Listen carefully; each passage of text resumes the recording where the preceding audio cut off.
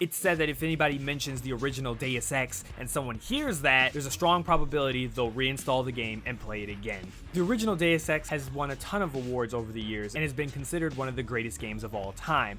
Now, it's been about 16 years since the first game came out, and surely the game has been outdone by now with new game design concepts and new technology. And furthering this idea, Deus Ex Mankind Divided, the brand new Deus Ex game, is right around the corner, which is why I wanted to make this video. See, every game following the original has an uphill battle in face of such a legacy, and the newest game, Mankind Divided, has a lot of expectations riding on it. Now, some of you who may not know much about the series or feel that Deus Ex is more of a niche type of game series, I wanted to make this video to explain why Deus Ex was so important and was such an acclaimed game for its time. Does it still hold up to today? And does Mankind Divided have any hope of tapping into that formula that the original created?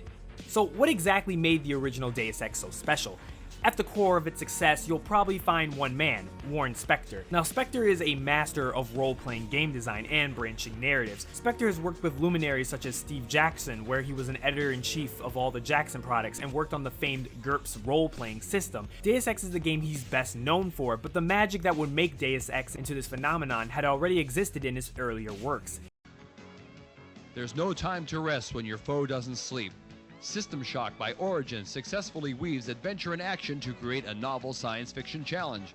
In 1994, 6 years before the release of Deus Ex, Spector released a game called System Shock, another title largely regarded as groundbreaking and legendary. In fact, the modern BioShock games are spiritual successors to the System Shock series. System Shock carried many of the design genes that would eventually find their way into Deus Ex. And in my personal opinion, every person who has an interest in the history of gaming or just game design in general should definitely at least play this game once. It is an amazing educational experience, but as a game, System Shock has not held up well over time. It's incredibly clumsy and complicated to work with. Luckily, a remastered version with a new engine and interface is in the works, so a new generation will have the privilege of experiencing the game soon, and if you haven't played it, I'd highly recommend that you pick up the remaster when it comes out. Now, Deus Ex's genre, on the other hand, isn't hard to describe. It's a first-person shooter with strong role-playing elements. It's not the first game to fall into this genre, as we've just saw not even the first form from its principal creator to do so.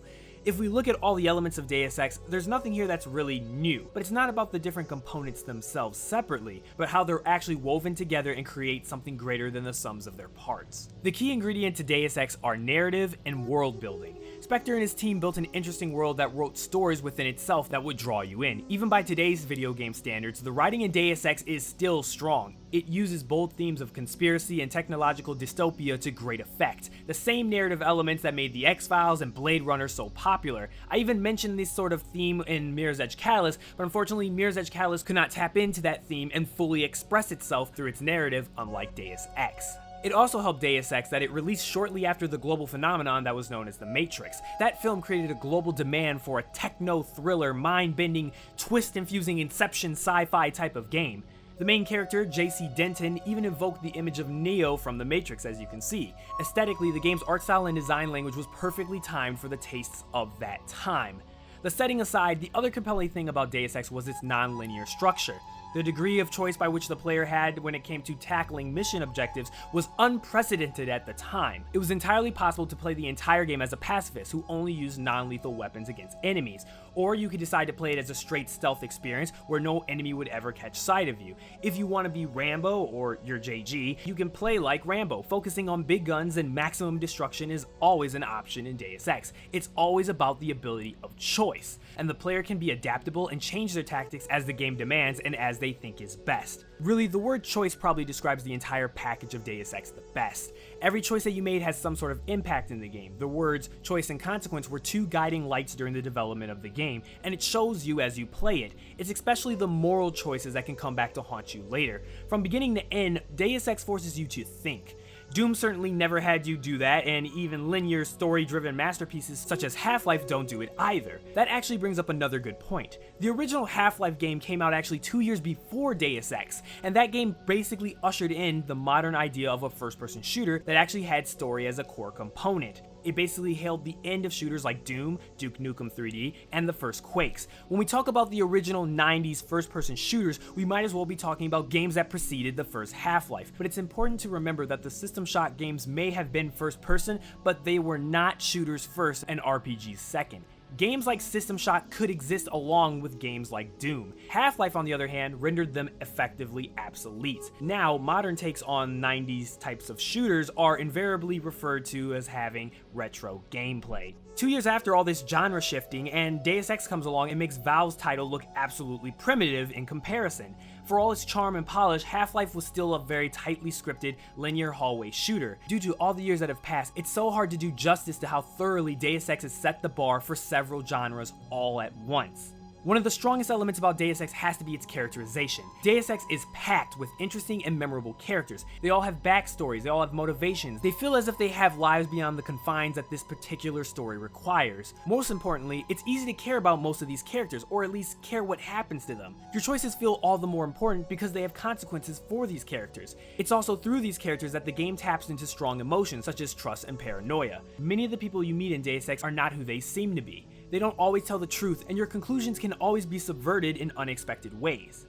Now, everyone has their weaknesses. Deus Ex has its own set of problems. The voice acting in the original game was so bad that it was good. It was so cringy that you came to actually enjoy it. It's understandable given that the game was released at an awkward time between most games not being voiced and most games being fully voiced. That in itself is an entire other video that I could make talking about the state of voice acting in games at the start of the 2000s. So it's not specifically a criticism for Deus Ex. Actually, the stilted monotone of the main character was sort of pitch perfect for the character and was a Deus Ex signature of sorts. The last game, Human Revolutions, definitely channeled some of that J.C. Denton charm to the main character of that game, Adam Jensen. The other big issue with the game is that it's, well, ugly. I don't mean ugly by the sense of me playing all these next-gen games with high graphical fidelity. It was still ugly for the standard of 2000s. It had blurry textures, mouths and lip syncing were janky, fused finger club hands, and it definitely proves that Deus Ex definitely wasn't this graphical standard of its time. Now, if you decide that you want to play the original Deus Ex and you feel that the graphics may be a deal breaker for you, there are several graphical overhaul mods out there that can make the visuals a bit more appealing. There's even one on Steam called Deus Ex Revision. But the original graphics certainly have their own charm to them, if not technical impressiveness.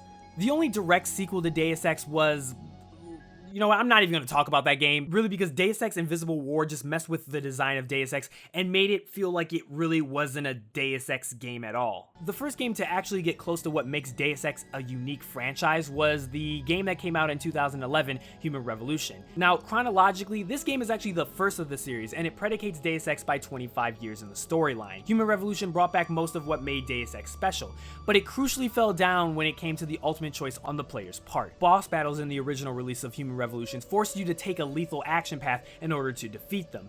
This made players' builds that invested in skills such as stealth and computer hacking was about as useful as bringing a snowball machine to a flamethrower fight. Now, when I decided on working on this video, I did reinstall Deus Ex, but I got the director's cut version as it added stealth options for defeating bosses instead of the hardcore combat paths that you were forced to take in order to beat them in the original. Regardless of these faults, Human Revolution was still a big hit and was, in my personal opinion, an amazing game that unfortunately got overshadowed by Skyrim. Now, we're closing in on the brand new Deus Ex game, Mankind Divided, and this is just another chance for the current developers to put the Deus Ex franchise back where it belongs at the top of innovative, immersive game design. It's not just the original Deus Ex that Mankind Divided has to contend with, but as well as the modern standards that have been set by games like The Witcher 3. We are now used to complex branching stories and serious far-reaching consequences to our decisions. To be what every Deus Ex fan hopes it to be, Mankind Divided will have to pull us into the conspiratorial world of Deus Ex more than ever before. It would have to adhere to Warren Spector's original design values that are still relevant to today as they were way back in the year 2000. I know it's a tall order, but after 5 years of development and some of the most formidable talent in game development behind it, just maybe I'm hoping Mankind Divided could be the one that brings it all together. Hey, so you made it to the end of the video. Thanks so much for watching the entire thing. Are you a fan of the Deus Ex series? Let me know in the comments below, and if you're planning on picking up Mankind Divided. Or maybe you've never played Deus Ex before, and maybe you can let me know if maybe this video has convinced you to give Deus Ex a try. Regardless, let me know your thoughts in the comments below, leave a like, and if you really enjoyed this, share it on other social media. Alright guys, as always, thank you so much for watching, and I'll catch you guys later.